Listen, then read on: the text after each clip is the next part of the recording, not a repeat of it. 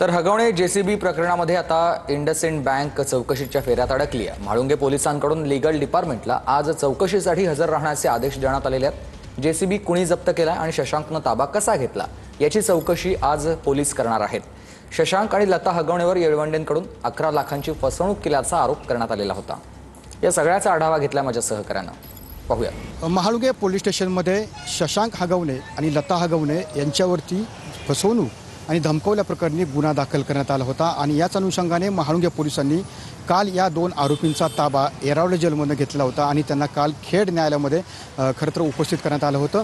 आणि आपण ज्या ठिकाणी पाहतो खरं तर हा तो जेसीबी आहे, ज्या जेसीबीच्या माध्यमातून त्यांच्यावरती फसवणुकीचा गुन्हा आणि धमकवल्याप्रकरणी गुन्हा दाखल करण्यात आलेला आपल्याला पाहायला मिळतं आहे। कारण की खेड तालुक्यातील निगोज येथील गावचे रहिवासी शेतकरी आहेत प्रशांत येळवंडे यांनी या प्रकरणी खरं तर फिर्याद दाखल केली होती।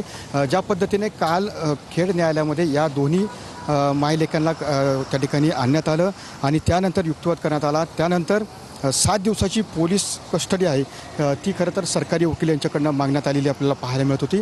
मात्र न्यायालयाने या प्रकरणी 3 दिवसाची पोलीस कोठडी त्या दोन्ही मायलेकांना देण्यात आलेलं पाहायला मिळतं। त्याच्यामध्ये शशांक हगवणे असतील किंवा लता हगवणे असतील त्या दोघांना सुद्धा सध्या 3 दिवसाची जी पोलीस कस्टडी आहे ती देण्यात आलेली पाहायला मिळते। कॅमेरा पर्सन नागेश सह मी सुनील जगडे, TV 9 मराठी, म्हाळुंगे।